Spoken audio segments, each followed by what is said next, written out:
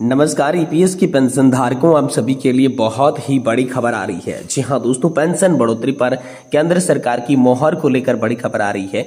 EPS 95 pension 7,500 रुपए plus DA पारित। जी हां दोस्तों, प्रधानमंत्री ने लोकसभा से दिया बड़ा तोहफा। तो आखिरकार दोस्तों ईपीएस 95 पेंशन का सबसे बड़ा ब्रीच क्या निकल कर आया है?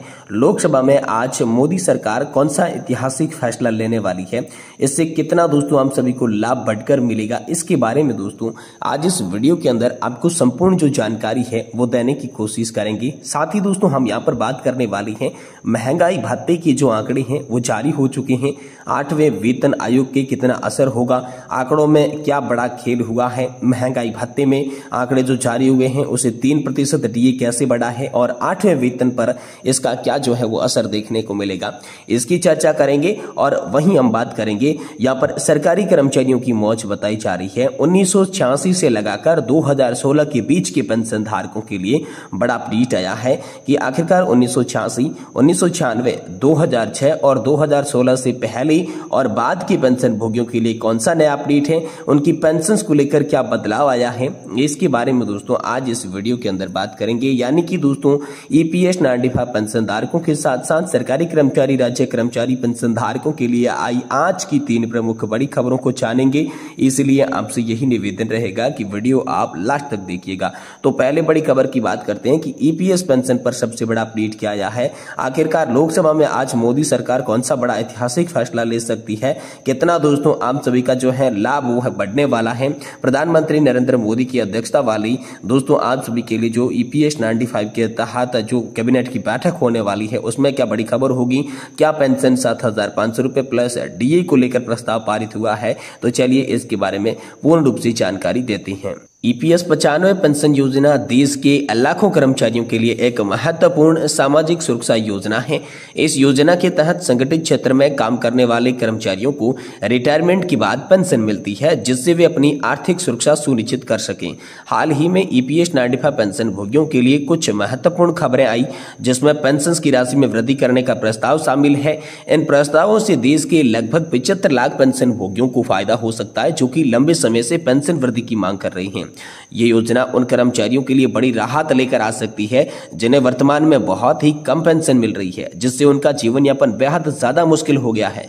7,500 रुपए की वृद्धि से इन पेंशन भोगियों को कुछ हद तक आर्थिक मदद मिलेगी, वे अपने जीवन का अधिक सम्मान ढंग से जी पाएंगे। और इस वीडियो के अंदर हम ईपीएस पेंशन योजना से जुड़े लेटेस्ट खबरें, प्रस्तावित बदलाव और योजना के महत्वपूर्ण पहलुओं पर विस्तार से चर्चा करेंगे। सबसे पहले हम बात करते हैं ईपीएस 95 पेंशन में 7,500 रुपए तक की वृद्धि की प्रस्ताव को लेकर। हाल ही में ईपीएस 95 पेंशन भोगियों के लिए एक महत्वपूर्ण खबर सामने आई है। प्रधानमंत्री की अध्यक्षता में लोकसभा में एक विधेयक पारित किया गया है, जिसके तहत पेंशन भोगियों के लिए न्यूनतम पेंशन को बढ़ाकर 7,500 रुपए प्रति माह करने का प्रस्ताव रखा गया है। इस फैसले से देश भर के लगभग 75 लाख पेंशन भोगियों को फायदा मिलेगा, जो लंबे समय से पेंशन में वृद्धि की मांग कर रहे थे। ये विधेयक ईपीएस 95 पेंशन भोगियों के लिए बड़ी राहत लेकर आया है, क्योंकि वर्तमान में कई पेंशन भोगियों को बहुत कम पेंशन मिल रही थी, जिससे उनका जीवन यापन मुश्किल हो रहा था। अब 7,500 रुपए की वृद्धि में इन पेंशन भोगियों को कुछ हद तक आर्थिक सुरक्षा मिलेगी और वे अपना जीवन अधिक सम्मानजनक ढंग से जी पाएंगी। और इसी को लेकर निर्मला सीतारमण का आश्वासन भी सामने आया है। पेंशन भोगियों के संगठन ईपीएस 95 राष्ट्रीय आंदोलन समिति के प्रतिनिधि मंडल ने दिल्ली में केंद्रीय वित्त मंत्री निर्मला सीतारमण से मुलाकात की और न्यूनतम पेंशन को बढ़ाकर 7,500 रुपए प्रति माह किए जाने की मांग की। सीतारमण ने प्रतिनिधि मंडल के सदस्यों को आश्वासन दिया कि सरकार उनकी मांगों को गंभीरता से ले रही है, निजी क्षेत्र के कर्मचारियों के हितों के लिए उचित कदम उठाएगी। सीतारमण ने ईपीएफओ के प्रस्ताव पर गंभीरता से विचार करने का आश्वासन भी ईपीएस 95 राष्ट्रीय आंदोलन समिति के प्रतिनिधि मंडल को दिया। तो दोस्तों ईपीएस 95 राष्ट्रीय आंदोलन समिति की आखिरकार क्या मांगे हैं, इसके बारे में बात करें तो ईपीएस 95 राष्ट्रीय आंदोलन समिति यानी कि एनएससी ने करीब 71 लाख सेवानिवृत्त पेंशनर्स और औद्योगिक क्षेत्र में 7.5 करोड़ कर्मचारी शामिल हैं। एनएससी ने एक बयान में कहा कि प्रतिनिधि मंडल को आश्वस्त करते हुए वित्त मंत्री सीतारमण ने कहा है कि सरकार ईपीएफओ द्वारा सुझाए गए प्रस्तावों पर गंभीरता से विचार कर रही है। उन्होंने आश्वासन दिया है कि सरकार पेंशनर्स के लिए वित्तीय सुरक्षा सुनिश्चित करने के लिए प्रतिबद्ध है और इसका समाधान निकाला जाएगा। ईपीएस 95 राष्ट्रीय आंदोलन समिति लंबे समय से निजी क्षेत्र के कर्मचारियों के लिए पेंशन में सुधार की मांग कर रही है। समिति के सदस्य इसको लेकर विरोध प्रदर्शन कर चुके हैं। पेंशन सुधार के अलावा समिति की मांग है कि ईपीएस सदस्य और उनकी पत्नी को पूर्ण चिकित्सा कवरेज भी प्रदान की जानी चाहिए। तो दोस्तों, ईपीएस 95 पेंशन को लेकर आखिरकार मुख्य बदलाव कौन कौन से हैं? केंद्र सरकार ने यूनियन बजट 2025 में ईपीएस 95 पेंशन योजना को लेकर कई बदलावों को प्रस्तावित किया है। ये बदलाव पेंशन भोगियों के जीवन स्तर में सुधार लाने के उद्देश्य से बनाए गए हैं। तो चलिए हम नजर डालते हैं कि आखिरकार कौन कौन से ये बदलाव है। मुख्यतः आप सभी के लिए 6 बड़े बदलाव बताए जा रहे हैं जो कि इस वीडियो के अंदर हम जानेंगे। तो पहला बड़ा बदलाव है वेतन सीमा में वृद्धि को लेकर। जी हाँ दोस्तों, ईपीएफ और ईपीएस 95 के तहत वेतन सीमा को 15,000 से बढ़ाकर 21,000 रुपए करने का प्रस्ताव है। इससे अधिक वेतन वाले कर्मचारियों को भी ईपीएस 95 का लाभ मिल सकेगा। अब दोस्तों, दूसरे प्रस्ताव की बात करें तो पेंशन से राशि में बढ़ोतरी का प्रस्ताव है। जी हाँ दोस्तों, नए वेतन सीमा लागू होने पर अधिकतम पेंशन जो है 7,500 रुपए से बढ़कर 10,050 रुपए तक हो सकती है। इससे पेंशन भोगियों को अधिक मासिक आय प्राप्त होगी। ये दूसरा प्रस्ताव है। तीसरा प्रस्ताव है न्यूनतम पेंशन में वृद्धि। तो वर्तमान में 1,000 रुपए से बढ़ाकर 7,500 रुपए प्रति माह करने का प्रस्ताव भी आप सभी के लिए सामने आया है। ये बदलाव उन पेंशन भोगियों के लिए बहुत महत्वपूर्ण है जिन्हें बहुत ही ज्यादा कम पेंशन मिल रही है। अब चौथे बदलाव की बात करें तो वो है महंगाई भत्ता यानी कि डीए को लेकर।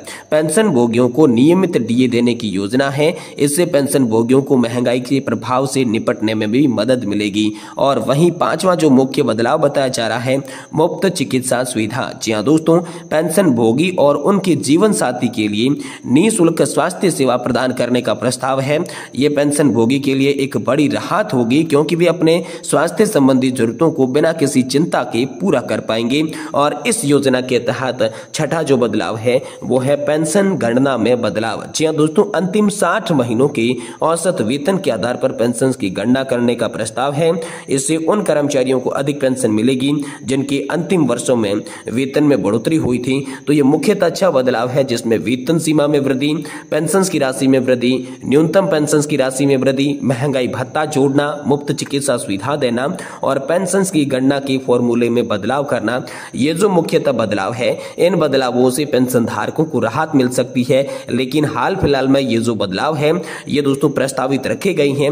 अभी तक इनको यहाँ पर लागू नहीं किया गया है। किसी भी प्रकार का लागू होने का कोई भी दोस्तों अपडेट आप सभी के लिए हाल फिलहाल में नहीं आया है। तो दोस्तों, ईपीएस 95 पेंशन धारक लगातार यही मांग कर रही हैं कि ईपीएस 95 के तहत न्यूनतम पेंशन को 7,500 रुपए किया जाना चाहिए। उसके साथ साथ महंगाई भत्ता देना चाहिए और पति पत्नी को मुफ्त स्वास्थ्य सुविधाएं देनी चाहिए। नेशनल एजुकेशन कमेटी पिछले 9 से 10 सालों से लगातार 4 सूत्रीय मांगों को लेकर अपनी आवाज रख रही थी। तो अब नेशनल एजुकेशन कमेटी ने 3 प्रमुख मांगे रखी है। अब 3 प्रमुख मांगों को लेकर सरकार गंभीरता से विचार कर रही है, लेकिन कोई भी प्रकार का अभी तक आदेश जारी नहीं कर पाई है। अब देखना होगा कि सेंट्रल बोर्ड ऑफ ट्रस्टीज की बैठक के अंदर सरकार इनको लेकर क्या बड़ा फैसला लेती है। जैसे इसके बारे में कोई बड़ी खबर होगी हम आपको इसी चैनल के माध्यम से तुरंत देने की कोशिश करेंगे। इसलिए आपसे निवेदन है कि आप चैनल को जरूर सब्सक्राइब कर दें और साथ ही वीडियो को लाइक भी कर दें।